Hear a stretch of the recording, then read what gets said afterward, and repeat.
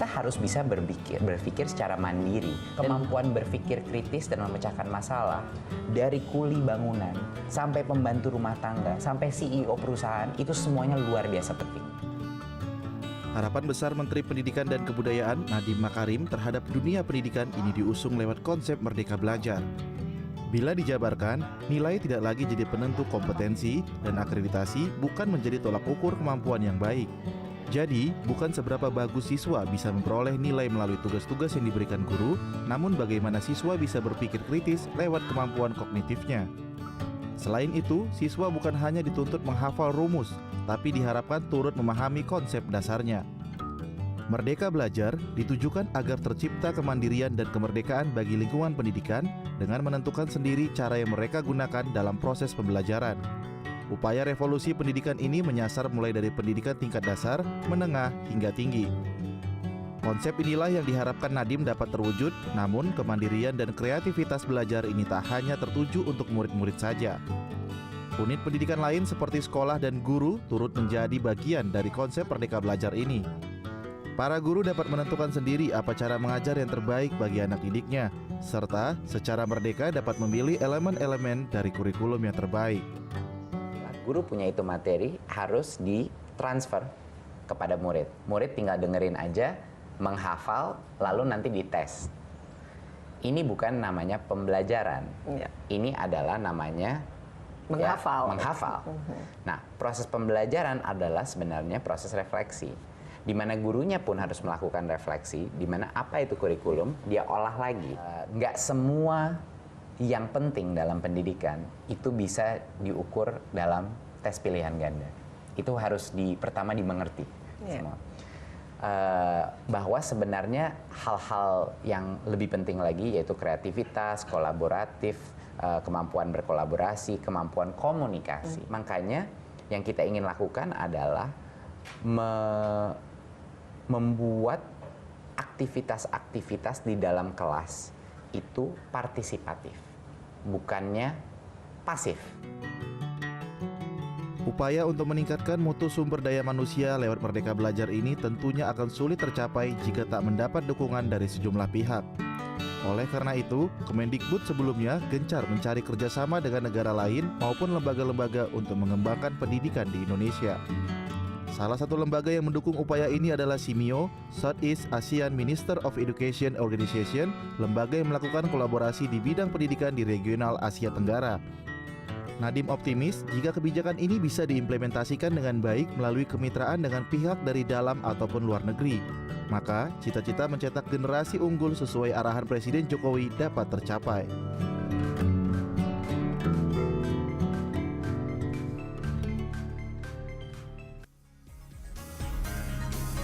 Halo, selamat pagi. Anda menyaksikan Indonesia Forward bersama saya Lucia Saharwi. Kali ini kita akan membahas upaya mewujudkan kemerdekaan belajar di tanah air.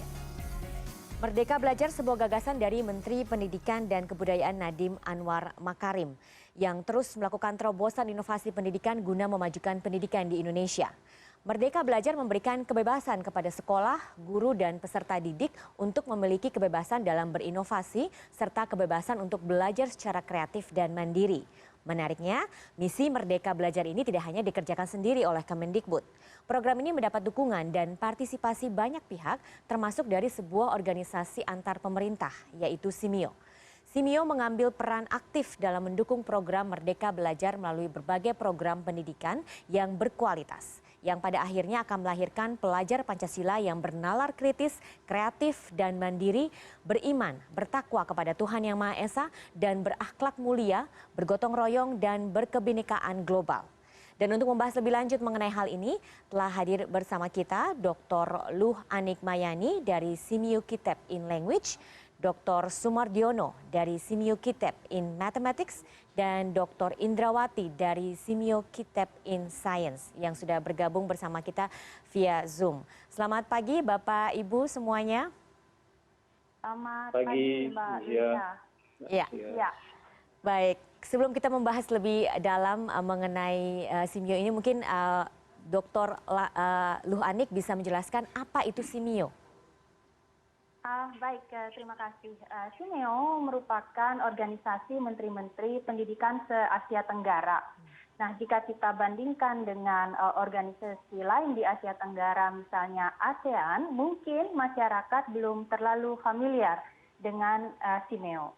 Nah, jadi jika ASEAN didirikan untuk tujuan kolaborasi dalam hal ekonomi dan geopolitik, Simeo, Southeast Asia Minister Organization ini didirikan untuk fokus pada kerjasama atau kolaborasi dalam bidang dan kemudian ada sains juga budaya kawasan Asia Tenggara.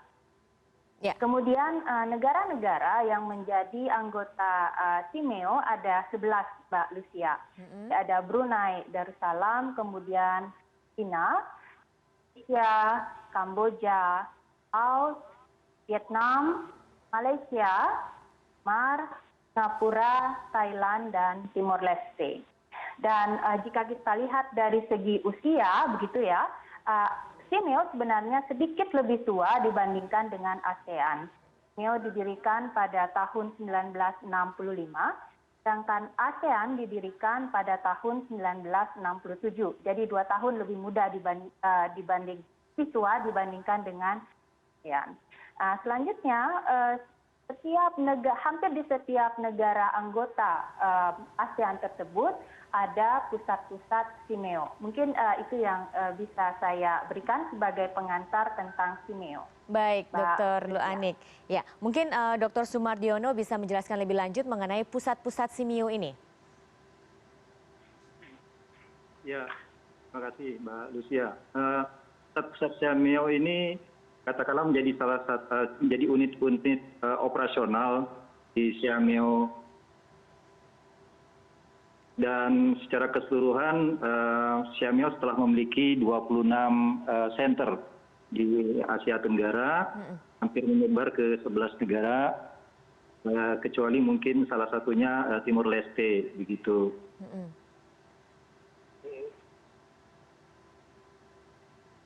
Dan sebenarnya juga ada associate members, yaitu kementerian pendidikan dari negara-negara Eropa, Amerika, dan Asia Pasifik, termasuk juga lembaga-lembaga internasional. Dan dengan mereka lah kami unit-unit atau center dari Simeo ini bekerja untuk program-program Simeo. Baik. Kita masih akan membahas lebih lanjut tentang Simeo, namun kita harus break dulu. Indonesia Forward akan kembali usai jeda. Tetaplah bersama kami.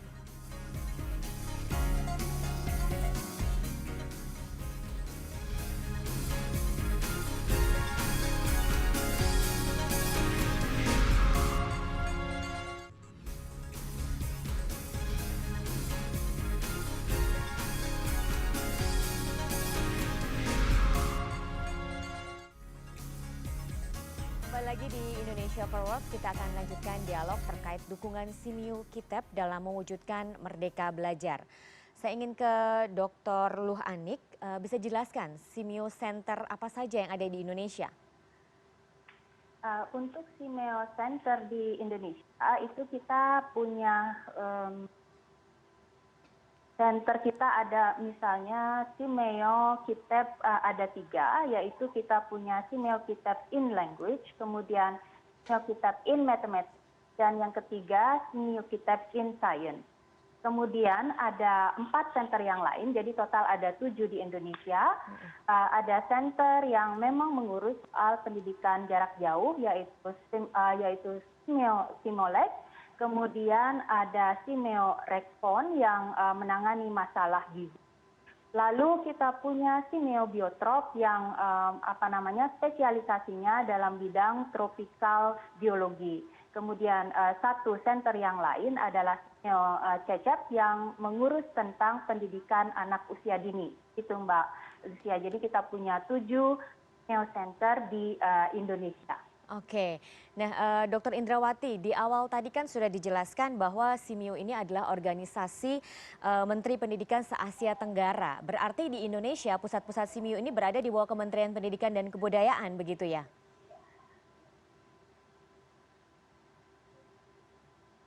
ketujuh center yang ada di Indonesia ini ada di bawah Kementerian Pendidikan dan Kebudayaan dan di bawah koordinasi Biro Kerjasama dan Hubungan Masyarakat.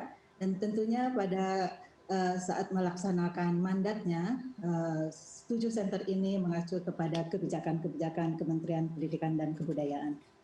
Oke, baik. Bagaimana dengan Sikwis dan Sikim untuk merayakan Simiu Day 2020 ini? Dr. Sumaryono? Ya, Mbak Lucia.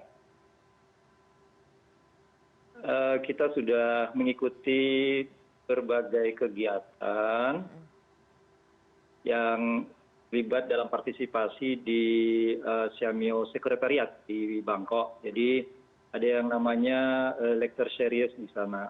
Kita berikan konten-konten pendidikan, terutama di matematika. Ya, dan beberapa kegiatan kita yang berkaitan dengan pendidikan di sekitar tanggal 30 November itu juga kita kaitkan dengan perayaan Siamio Days-nya. Oke, Dr. Indrawati mungkin mau menambahkan terkait dengan Simiu Day ini? Terima kasih. Seperti juga Siamio Center lainnya pada perayaan ulang tahun Siamio ke-55 ini, Siamio Kitab in Science selama tahun 2020 ini menyelenggarakan sekitar 15 webinar series dan sekaligus juga merayakan ulang tahun Guru Nasional dan juga Siamio ke-55 khusus untuk perayaan ulang tahun ke-55 ini. Kami menyelenggarakan webinar dengan bekerja sama dengan Vancouver Community College Canada. Kami mengambil topik kompetensi and strategy on online teaching. Dan juga kami menyelenggarakan webinar dengan kerjasama dengan Australian Academy of Technology and Engineering dengan mengusung topik Sustainable Housing and Assessment in STEM. Saya kira itu tambahan dari Siamio Kitab in Science terkait dengan perayaan ulang tahun Siamio ke-50. Ya, menarik sekali ya. Dr. Luanik, apa yang sudah dilakukan Center untuk mengenalkan organisasi Simiu ini ke masyarakat khususnya para pendidik? Ya, tentu kami sudah melakukan cukup banyak publikasi begitu ya Mbak Lucia. Yang paling cepat dan mudah kami lakukan adalah promosi program-program kegiatan center kami melalui laman atau website center. Kemudian kami juga punya media sosial dan jejaring komunikasi kami dengan Biro Kerjasama Humas Kemendikbud itu juga baik. Jika ada program yang kami kerjakan di center, itu beberapa jaringan yang bisa kami gunakan untuk promosi dan publikasi kegiatan center. Selain itu, semua guru atau tenaga pendidik yang sudah kami latih di center, biasanya kami punya database alumni center. Jadi ini juga kami gunakan sebagai sarana untuk publikasi kegiatan center. Selain itu kami juga melaksanakan diseminasi kegiatan atau program kerja kami ke dinas-dinas pendidikan.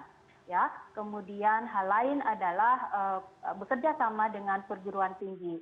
Sering kami diundang oleh perguruan tinggi itu untuk menyampaikan program-program kami, apalagi saat ini PKL atau magang yang dilakukan oleh mahasiswa itu bisa berkoordinasi juga dengan center.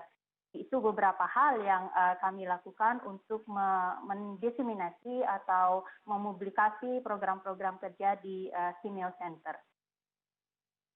Mungkin Dr. Indrawati bisa uraikan apa saja program unggulan yang ada di setiap center.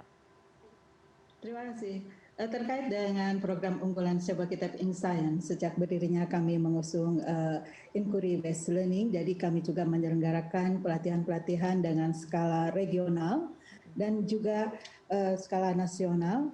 Beberapa program unggulan kami terkait dengan bagaimana mengubah paradigma guru untuk mengubah pembelajaran berorientasi kepada teaching ke arah learning. Kami mengembangkan program-program yang mengaitkan dengan adopsi kurikulum abad 21 melalui STEM learning. Kemudian kami kembangkan dengan STEM local context dan juga computational thinking dan satu hal lagi yang mengerucut dari program regional kami yaitu SEASEP, yaitu Southeast Asian terkait dengan Climate Change Education Program. Dan juga program unggulan kami yang sudah established yaitu Psikis Research Grant, pemberian hibah penelitian kepada para guru untuk melakukan penelitian terkait dengan inovasi-inovasi pembelajaran dalam bidang sains, dan juga pemberian penghargaan kepada guru sains yang telah mendedikasikan waktu dan tenaga pikirannya untuk melakukan pengembangan di bidang sains melalui penghargaan Ki Hajar Dewantara Award. Itu adalah program-program unggulan kami, dan insya Allah pada tahun ini dan ke depan kami juga akan mengembangkan penyelenggaraan Teachers Professional Development melalui model site-based school. Terima kasih. Ya, lalu bagaimana dengan program-program di bidang matematika dan bahasa? Kita akan bahas lebih lanjut nanti. Pemirsa, Indonesia Forward akan kembali sesaat lagi. Tetaplah bersama kami.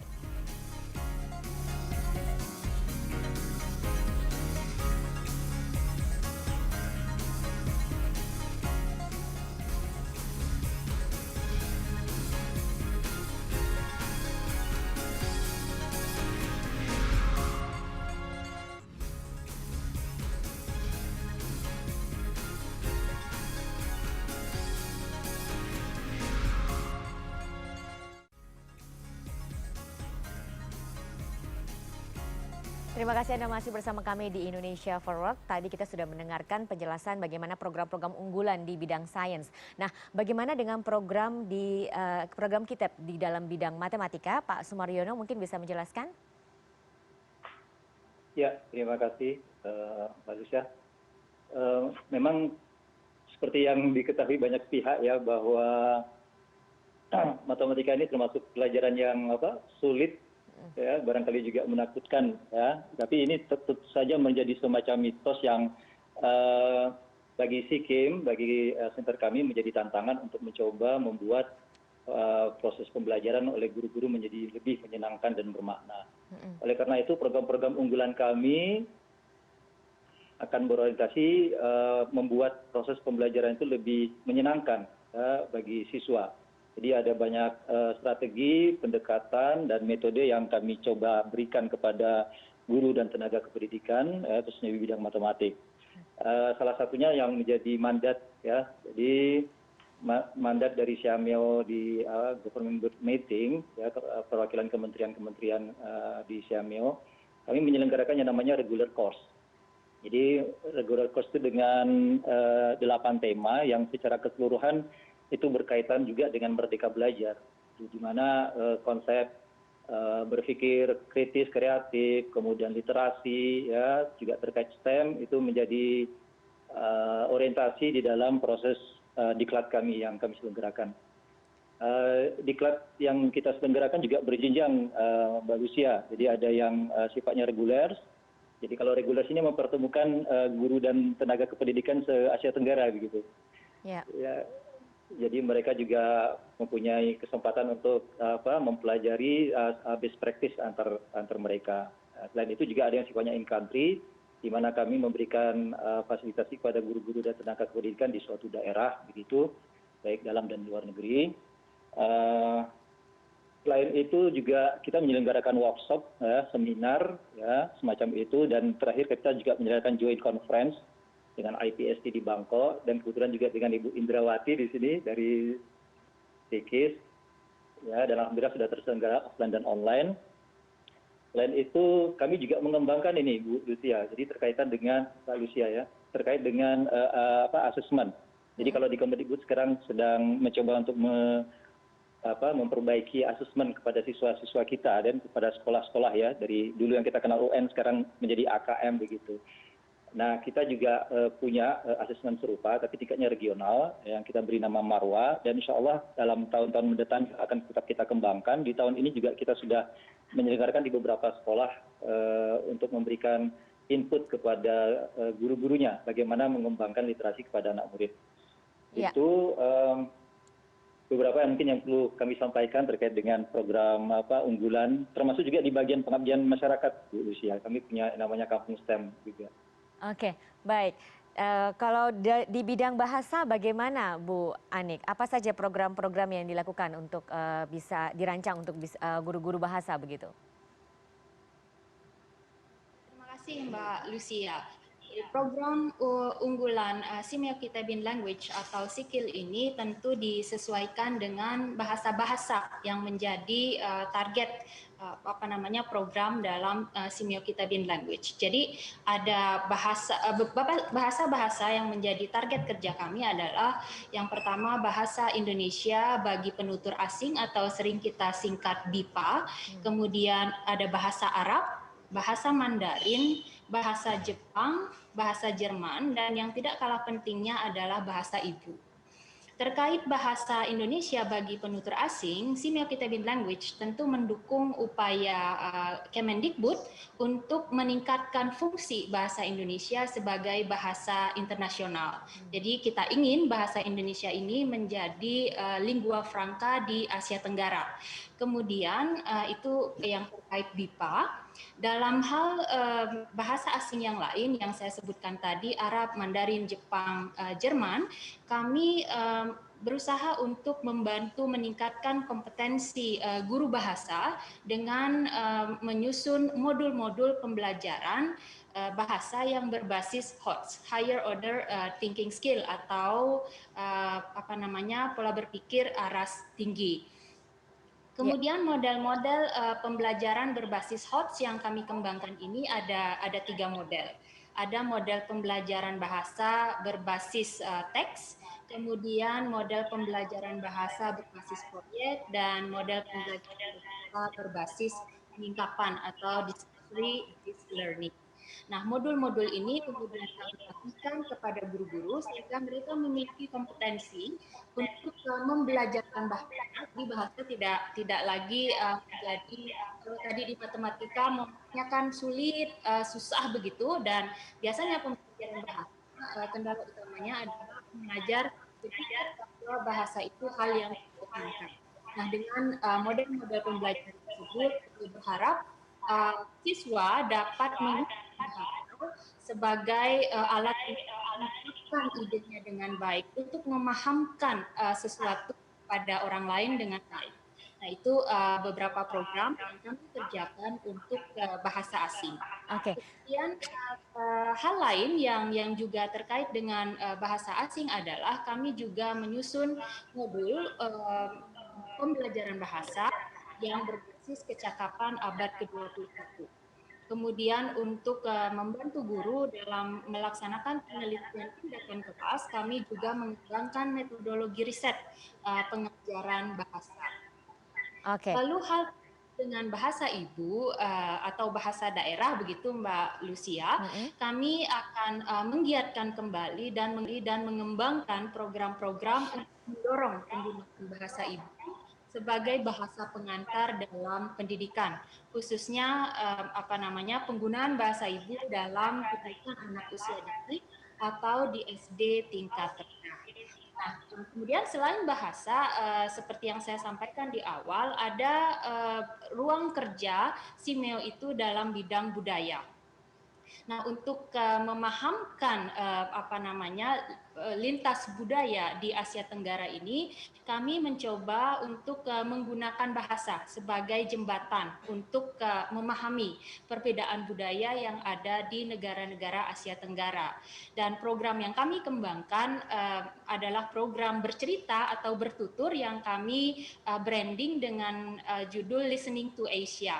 Nah, melalui program ini selain kita bisa belajar bagaimana budaya-budaya kemudian kearifan lokal di negara-negara Asia Tenggara ini, kita juga ingin melatih kemampuan guru dan murid dalam kemampuan berkomunikasi. Jadi cerita itu dituturkan kembali baik dalam bahasa asing maupun menggunakan bahasa ibu. Nah, itu beberapa program unggulan yang kami terapkan dalam bidang bahasa. Ya. Mbak Lucia. Baik, tadi Bu Anik sudah menyebutkan salah satu program prioritas SIKIL dalam hal peningkatan fungsi bahasa Indonesia ini melalui program Bahasa Indonesia bagi penutur asing. Nah, peran apa yang dapat diambil SIKIL terkait promosi BIPA di Asia Tenggara ini? untuk meningkatkan peran kami dalam promosi bahasa Indonesia di Asia Tenggara, tahun ini kami sudah menyelenggarakan webinar series tentang BIPA. Jadi ada webinar untuk standar kompetensi pengajar BIPA. Kemudian yang kedua, kami menggali juga atau memetakan kebutuhan pengajar BIPA di Asia Tenggara maupun kemudian yang ketiga, kami ingin melihat bagaimana media pembelajaran BIPA. Nah, dari 3 hal yang kami lakukan tersebut dalam bentuk webinar, peran atau peluang yang bisa diambil Sikil adalah menyusun standar kompetensi pengajar BIPA. Mengapa? Karena kami memang untuk pengajar bahasa.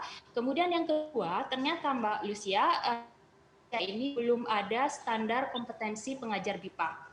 Nah, jika standar kompetensi ini sudah disusun, maka nantinya harapan guru BIPA yang akan mengajarkan bahasa Indonesia sebagai bahasa asing baik di Asia Tenggara di luar Asia Tenggara itu memiliki standar kompetensi yang bisa dijawabkan. Nah, jika guru sudah terstandar, tentu bahasa Indonesia yang digunakan oleh guru bisa kita asumsikan juga bahasa Indonesia yang standar, dalam arti bahasa Indonesia yang baik dan benar. Nah, kemudian langkah lain yang akan kami ambil sehubungan dengan BIPA adalah karena tugas kami juga mengembangkan model-model pembelajaran yang inovatif. Kami ingin menyusun model pembelajaran BIPA di 3 jalur pendidikan, karena BIPA memang diajarkan di 3 jalur pendidikan.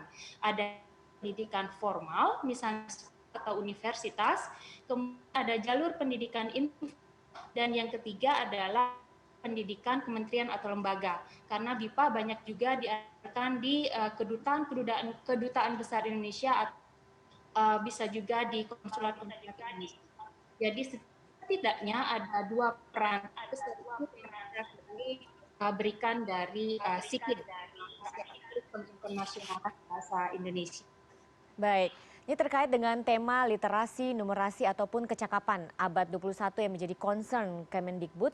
Apa yang sudah dilakukan oleh masing-masing center? Mungkin bisa dimulai dari Ibu Indrawati. Ya, baik. Terima kasih Mbak Alicia. SIKIS di dalam mendukung kebijakan pemerintah untuk meningkatkan literasi ini fokus kepada peningkatan literasi sains. Sebagaimana kita ketahui, literasi sains adalah kemampuan untuk memiliki pengetahuan dan proses ilmiah untuk memahami gejala-gejala alam dan menggunakan semua konsep-konsep atau pengetahuan sains ini untuk memberikan solusi terhadap permasalahan yang dihadapi. Dan khususnya melalui STEM learning, SIKIS juga ingin mengembangkan lebih jauh lagi ke arah pencapaian STEM literasi. Jadi tidak hanya scientific literasi, tetapi juga ada teknologi literasi, engineering literasi, dan matematika literasi sesuai dengan 4 kajian yang dipelajari dalam STEM learning. Diharapkan melalui STEM literasi ini kita bisa mewujudkan pelajar Pancasila yang memiliki kemampuan bernalar kritis, kreatif, kemudian mandiri, beriman dan bertakwa kepada Tuhan Yang Maha Esa, serta berakhlak mulia, dan juga memiliki kekuatan atau sifat gotong royong dan memiliki berkebinaan global. Dan satu lagi mungkin yang perlu diketahui, selain literasi dalam pembelajaran STEM, kami juga mengusung inovasi di dalam computational thinking. Ini adalah sebuah pendekatan untuk menyelesaikan permasalahan dengan mendorong siswa untuk berpikir kreatif dan kritis dan runut serta logis di dalam menyelesaikan persoalan. Dan kepada peserta didik juga dikenalkan berbagai teknologi komputasi seperti dalam pengolahan data, penggunaan simulasi komputer, melakukan programming untuk mendesain sebuah solusi komputasi yang dapat mendukung kecakapan berpikir komputasi. Mungkin melalui inovasi pembelajaran STEM dan computational thinking ini, peran SIKIS adalah di dalam mengembangkan literasi. Terima kasih, Mbak Lucia. Baik, di bidang matematika sendiri bagaimana Pak Sumardiono? Baik, terima kasih Mbak Lucia. Jadi kalau di konteks literasi itu sebenarnya kan bukan sekedar membaca ya. Nah ini di Kemendikbud sudah ada namanya literasi dalam pengertian membaca dan literasi numerik. Nah ini kaitannya dengan matematika.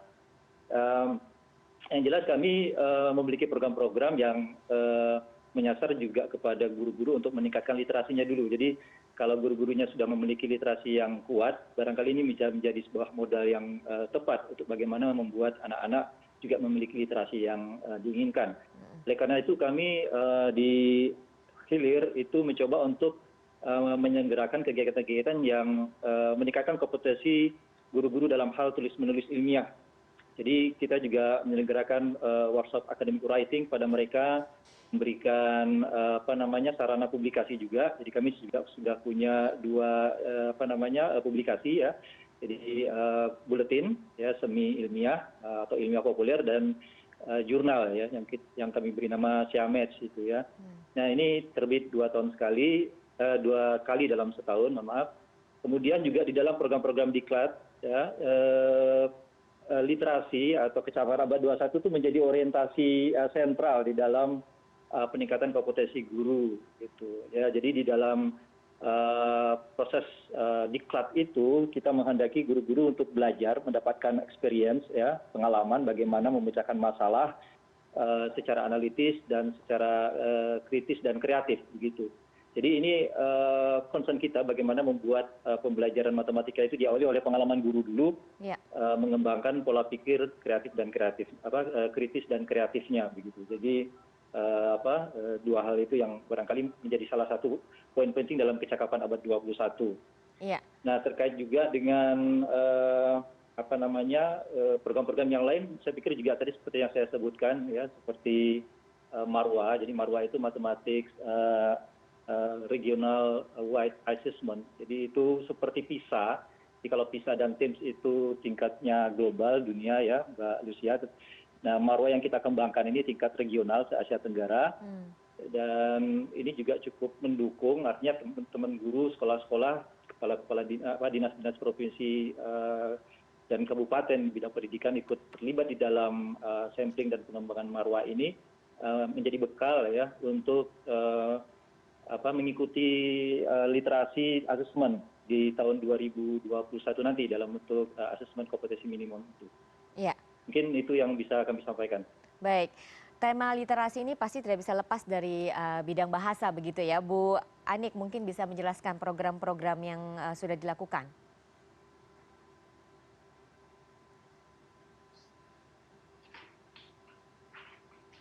Terima kasih Mbak Lucia. Nah untuk Sikil ya betul sekali ya, literasi yang bisa dikembangkan oleh Sikil itu mengarah pada peningkatan budaya literasi membaca. Dan kami akan tambahkan dengan peningkatan kemampuan bertutur yang tentu saja bisa kita kaitkan dengan kecakapan abad ke-21. Nah, langkah awal untuk pemetaan literasi telah kami lakukan tahun ini, Mbak Lucia. Jadi kami memberikan hibah penelitian Sikil Regrants kepada 25 orang guru bahasa di Asia Tenggara untuk memetakan bagaimana strategi, kemudian cara-cara penerapan literasi membaca di tingkat sekolah menengah. Nah, setelah kami melaksanakan kegiatan pemberian hibah penelitian dalam hal literasi ini, tahun mendatang itu kami akan menyusun model pembelajaran literasi membaca yang dikaitkan dengan kemampuan bertutur. Ya, dan semuanya itu terhubung dengan kecakapan atau berbasis kecakapan abad ke-21.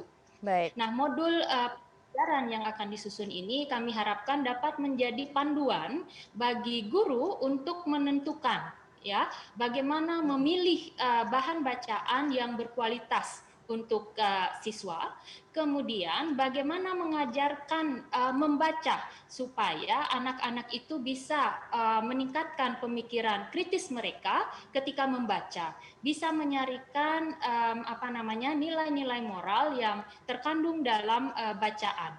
Kemudian selanjutnya untuk mengasah kemampuan komunikasi, tentu kita bisa memberikan kesempatan bagi siswa untuk menuturkan ya, menceritakan apa yang telah mereka baca. Dan kita juga bisa melihat bagaimana pemahaman siswa terhadap bacaan yang mereka selesaikan dari cara mereka bertutur. Ya, dengan demikian memang membaca kemudian bertutur memang tidak bisa kita pisahkan.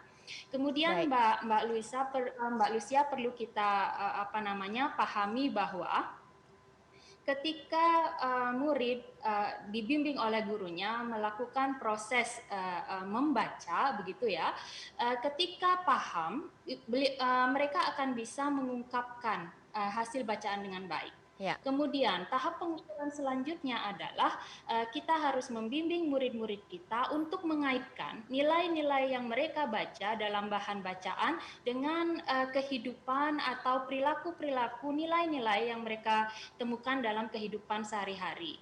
Dengan demikian, lewat program kegiatan literasi membaca, sebenarnya kita juga membantu pendidikan karakter. Itu yang bisa saya tambahkan, bagaimana literasi membaca yang dikembangkan oleh Center in Language ini, SIKIL, dalam peningkatan literasi dan hubungannya dengan pendidikan karakter. Ya, begitu, baik. Kita sudah dengarkan tadi program-program dari SIKIL, SIKIS, dan SIKIM. Nah, pertanyaannya, apakah program-program ini kemudian mendukung kebijakan Merdeka Belajar yang digagas oleh Menteri Pendidikan dan Kebudayaan? Kita akan bahas lebih lanjut nanti. Pemirsa, jangan kemana-mana. Indonesia Forward akan kembali sesaat lagi.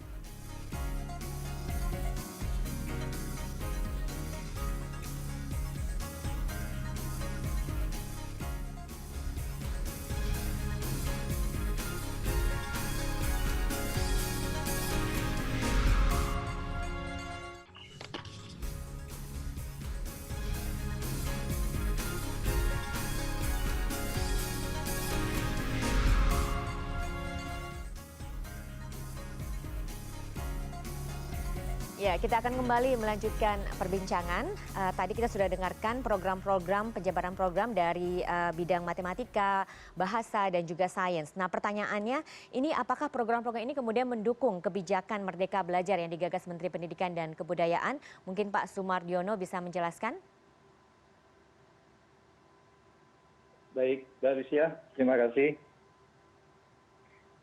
Konsep Merdeka Belajar itu yang saya pahami memang cukup luas ya, dimulai dari pada intinya adalah bagaimana proses pembelajaran semuanya itu berorientasi pada siswa begitu, sehingga siswa tidak memiliki kekangan, bisa melahirkan seluruh potensinya dalam pembelajaran begitu ya. Ada beberapa episode di dalam Merdeka Belajar yang sudah di launching oleh Kemendikbud, dan bersinergi dengan itu CMO Center juga memiliki beberapa program dalam hal ini SIKIM yang mendukung Merdeka Belajar itu. Jadi seperti tadi yang saya sampaikan bahwa seluruh program-program dari CMO Regional Center for Creative in Mathematics atau SIKIM itu berorientasi bagaimana membuat proses pembelajaran itu menyenangkan dan bermakna bagi siswa. Tentu kalau tidak merdeka kan tidak mungkin senang kan itu ya, Mbak Lucia ya. Jadi harus merasa merdeka dulu, merasa senang, termotivasi, kemudian belajar.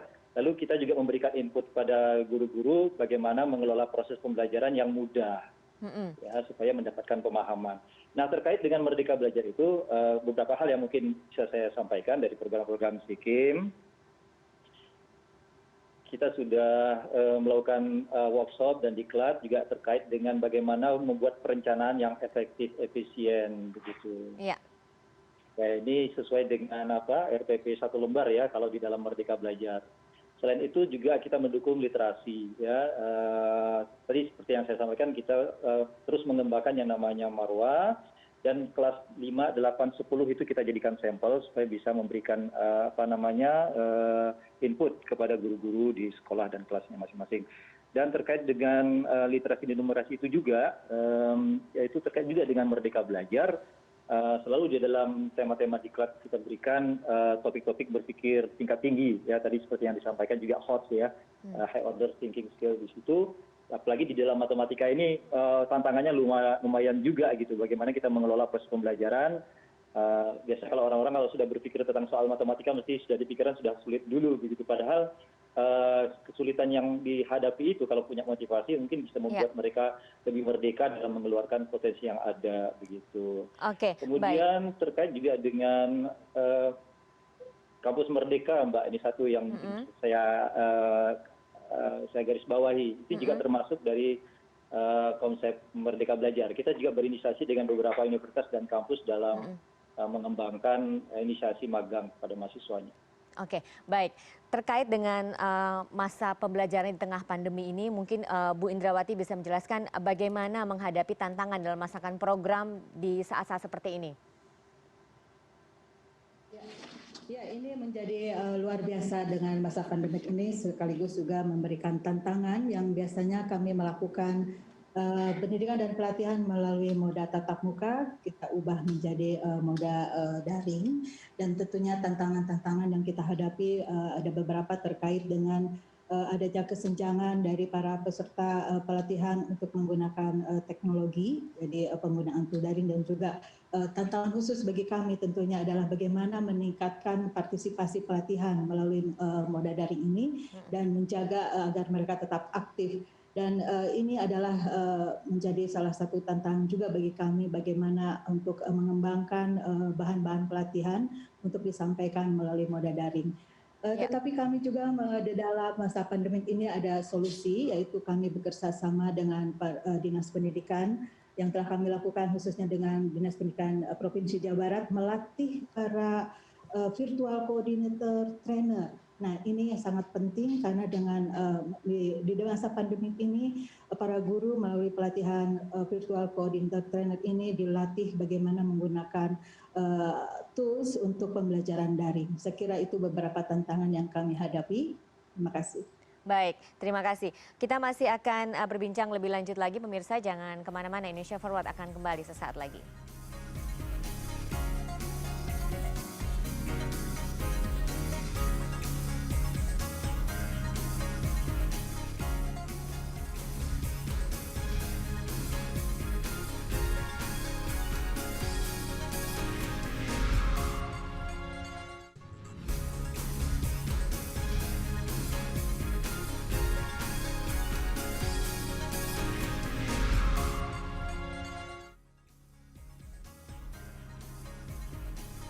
Ya, masih bersama kami di Indonesia Forward, kita masih membahas mengenai upaya mewujudkan merdeka belajar di tanah air.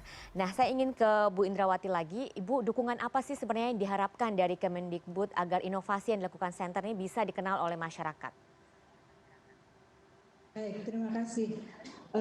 Mungkin yang kami inginkan dukungan dari kementerian. Kami ini center telah melakukan berbagai inovasi di dalam pembelajaran yang berpusat kepada siswa, dan mungkin ini yang paling berpengaruh adalah dukungan kebijakan, bagaimana apa yang telah dilakukan oleh center di dalam pengembangan inovasi ini bisa disebarluaskan melalui kerjasama dengan unit-unit utama, dan juga mungkin berbagai hasil riset kami bisa dijadikan juga sebagai bahan-bahan masukan untuk pengambilan kebijakan terkait dengan pengembangan model-model penyelenggaraan Teachers Professional Development.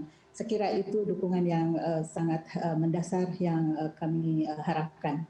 Oke. Terima kasih. Baik. Bu Anik, ada yang ingin ditambahkan mungkin terkait dengan harapan support atau bantuan dari Kemendikbud ini?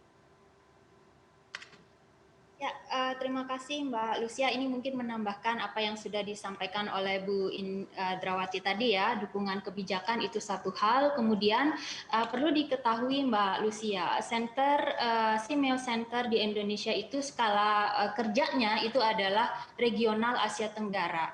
Tapi jangan